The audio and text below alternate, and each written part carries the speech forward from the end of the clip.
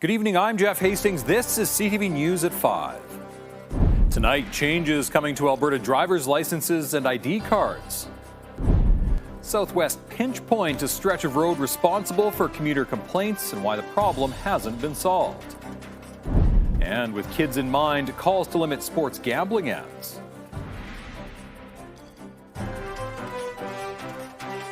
CTV Edmonton, local breaking news with Jeff Hastings. Alberta is making changes to driver's licenses and ID cards it claims will cut red tape. It will add information about citizenship to both licenses and provincial IDs.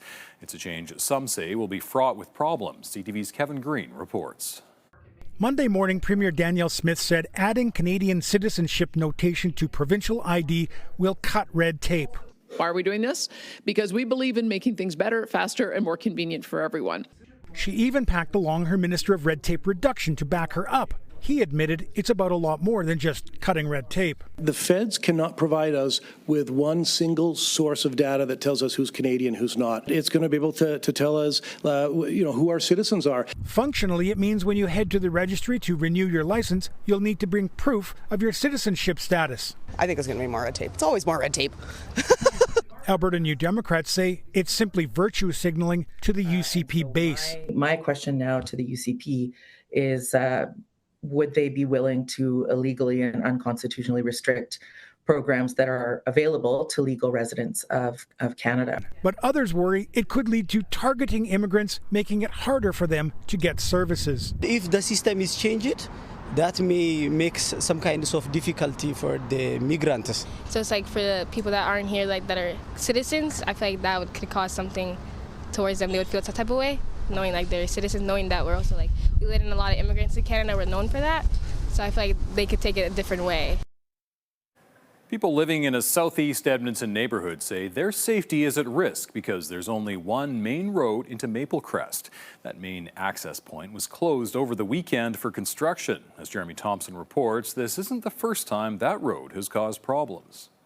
It wasn't a very long closure, just a couple of days over the weekend. But for those who live in Maple Crest, losing this main access point to the community was a major pain. The closure was required so CN could do some maintenance work on this rail crossing required by Transport Canada.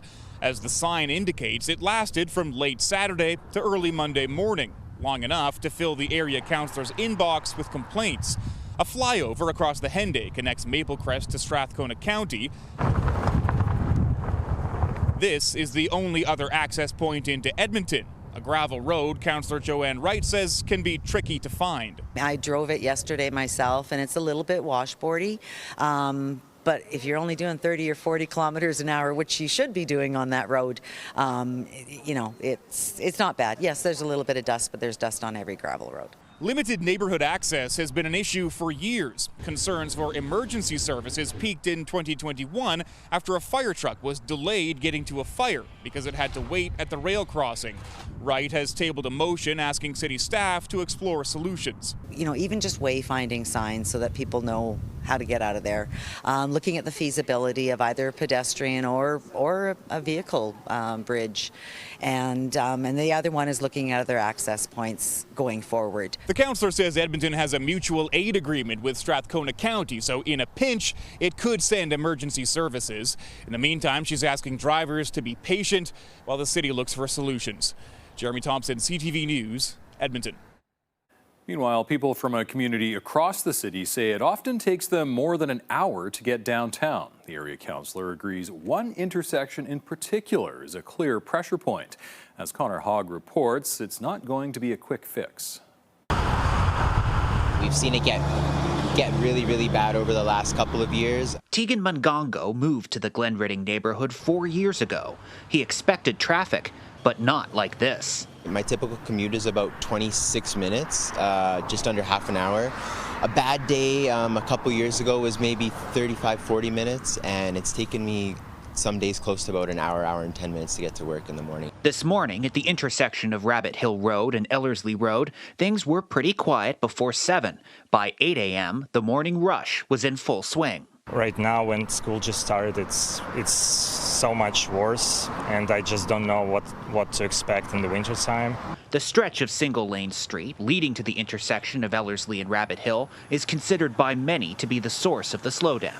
The way our roads are designed, we only have one lane, and I think we have to expand the roads. These roads are the responsibility of developers, local developers. The intersection cost is the cost of the local developer. But they are landlocked because there's not enough room to make the improvements that so many people need. Area Councillor Tim Cartmel says this parcel of privately owned land next to the intersection, known as Glenridding Field, is part of the problem. He says work can't be done to widen the road unless a developer buys the plot and works with the city to add lanes. Cartmel says the city has done as much as it can to get traffic moving faster. Other nearby intersections are receiving improvements. People make their land available by selling it or developing it. And this landowner has chosen to do neither of those things, which is their right. But until they change their mind, we're stuck.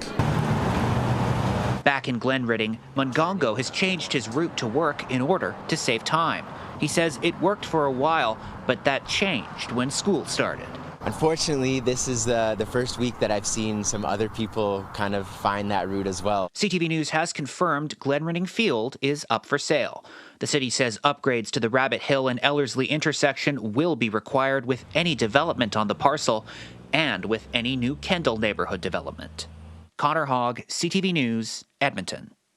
CN Rail Police Service says numbers are trending downwards for collisions and serious injuries on railway tracks, but are still too high. Police say last year in Alberta there were 18 trespassing incidents. There were 11 fatalities and 16 serious injuries. Police say trespassers can be people walking their dogs, riding their bikes, snowmobiling, fishing off railway bridges, and more. Operators say it can take up to 2 kilometers for a train to stop, even after crews have used an emergency brake. That is the untold cost of these train-related incidents. These engineers and conductors and train crews live with the consequences of that collision, of that event, all of their service. It is tragic when a train strikes someone on the tracks, and that crew is they're the first people that see it. Operators say despite train whistles, they can be quiet on the tracks. People should pay close attention, especially when wearing earbuds. Alberta Health Services is warning about a potential measles exposure on a flight from Toronto to Edmonton. AHS says Air Canada Flight 173 took off from Toronto Pearson at 3:45 last Thursday and arrived in Edmonton at 7:30 p.m. AHS says anyone who is at gate D62 of the domestic terminal or the baggage claim area may have been exposed.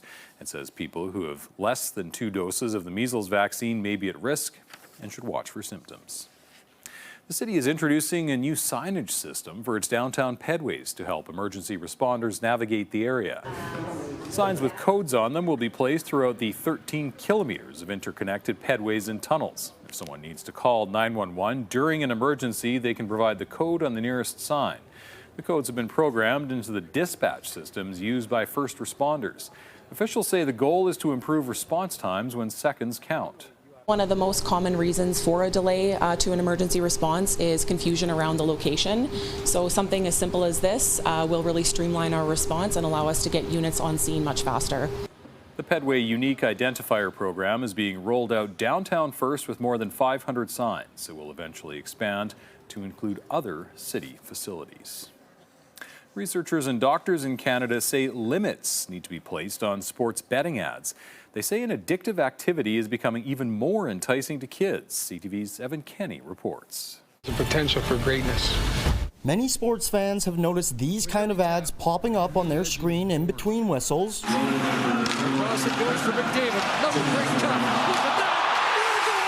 And even gambling logos and branding on the ice or boards during play.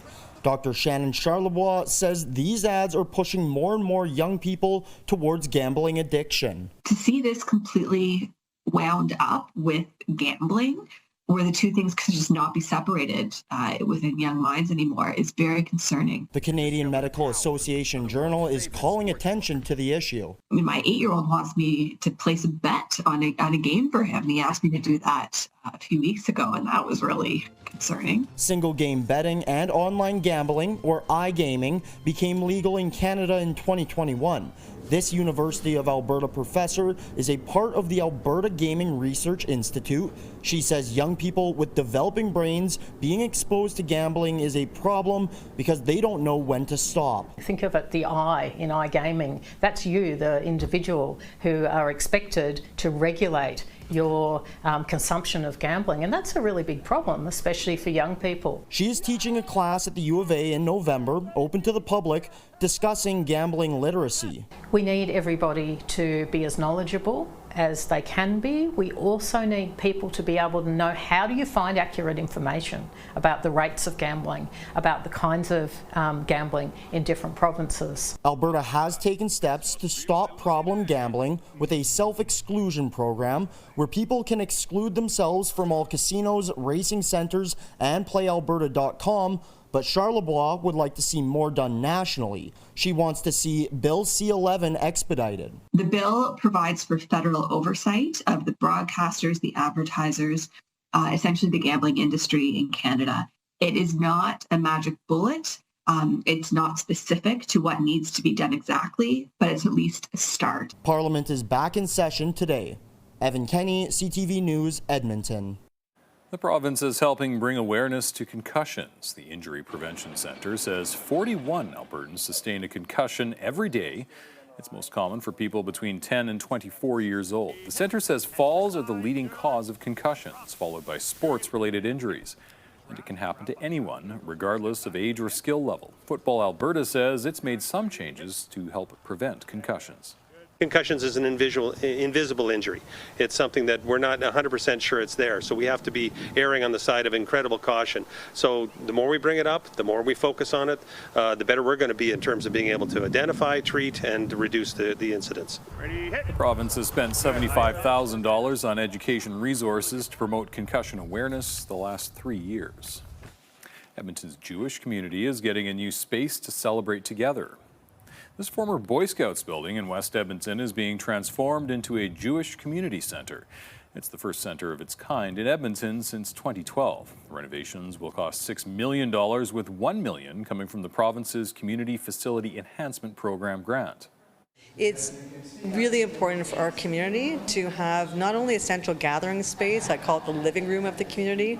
We have a long tradition in Edmonton and Alberta. Our community's been here for over 100 years, and this just signifies that we are here for 100 years and counting, more to come. The Jewish Federation of Edmonton hopes the center will be complete by this time next year. This weekend's back-to-back Morgan Wallen concerts attracted more than 114,000 country music fans.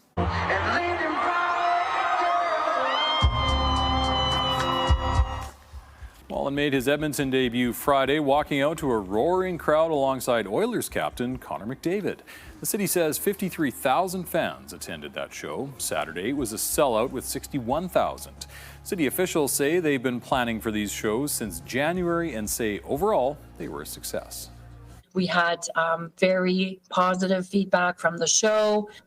From Live Nation, from the artists, from the performers. We know the benefits that these big concerts bring to our local economy. While Wallen was a major attraction, Garth Brooks remains #1 for back-to-back concert numbers. His shows drew more than 62,000 fans 2 nights in a row in June 2022. This year's Lemonade Stand Day hit a new fundraising high. The money has now been counted, and Simply Supper's Lemonade Stand Day has raised more than $500,000 for the Stollery Children's Hospital. On August 24th, more than 650 stands were set up across Edmonton with more than 2,450 kids selling beverages and drinks. The money raised this year will help buy bedside caregiver cots at the Stollery so parents can stay by their child's side and get some much-needed rest. In its 12-year history, Lemonade Stand Day has raised more than $2.4 million for the Stollery.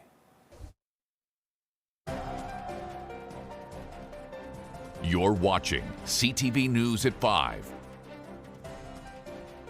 Temperatures into the mid-20s yesterday and again today here in Edmonton after a record-setting day on Saturday. Temperatures Saturday hitting 29 degrees. Broke the old record by a tenth of a degree. We're not going to be close to records here over the next couple of days, but we will stay well above average. 18 degrees, the average daytime high. As of 3 p.m., we're 24 in Edmonton, same in Fort McMurray, closer to 20 there in Grand Prairie and Peace River. Look at high level. A little cloudier and a lot cooler at 11 degrees. You get this low pressure system. You see that little twist right there. That's been keeping skies fairly cloudy, and there's probably some rain there as well, just no radar coverage. We've also had some scattered showers here and even a few isolated thunderstorms in parts of south and southwestern Alberta. Through central parts of the province, though, skies pretty clear through the day today, and we'll keep those clear skies overnight tonight and right through the day tomorrow. Almost everybody gets a mainly sunny day tomorrow. You see this system? That'll probably bring some showers Wednesday night or early Thursday to the Peace Country, but here in Edmonton looks dry until maybe Sunday night. Warm as well, not just dry. There were temperatures today. Temperatures tomorrow, pretty similar, about 25 degrees for a high tomorrow. We'll heat up Wednesday. This will be our warmest day this week, about 27 or 28. And then a little bit of a cool down, still in the mid-20s, it looks like, though, through Thursday, Friday, and Saturday. Temperatures around 10 degrees tomorrow morning here in Edmonton and through east central northeastern Alberta. Cooler, though, in Red Deer at about 5 degrees, 3s and 4s, Jasper, and through the Peace Country tomorrow morning. You'll bounce back into the mid-20s, though, tomorrow afternoon. Low 20s across the northeast, around 25, 26 degrees with sunshine for Red Deer. South towards Calgary, west towards Jasper, and about 22 or 23 with mainly sunny skies in east central Alberta. And almost everybody, after seeing some breezy conditions off and on through the day today, almost everybody should see the wind die down overnight tonight and through tomorrow. That's certainly the case here in the city as the wind tonight drops to about 5 kilometers per hour and stays in that 5 to 10 kilometer per hour range right through the day tomorrow. Clear skies tonight, sunshine tomorrow. We'll start the day at about 10 degrees, get close to 20 by lunchtime. That's right around average, and that'll be our noon temperature. On our way to around 25 for a high tomorrow, 27 or 28 on Wednesday. A little bit of cloud cover here Thursday. We'll drop back to about 23 or 24, and then somewhere in the mid-20s with mainly sunny skies through Friday and Saturday. Take a little long-range forecast. Bit of a cool down. Back closer to 20, not cold, but a bit closer to 20 for daytime highs Sunday, Monday. There is that chance of some scattered showers late in the day Sunday. Aside from that, it's pretty dry for the next week and a half. It actually looks like temperatures may bounce back into the low to maybe even mid-20s towards the middle of next week. Mid to upper 20s for daytime highs, though, for the next couple of days as the warm spell continues. And that is our show for this evening. Thank you very much for sharing your time with us. Thanks for watching.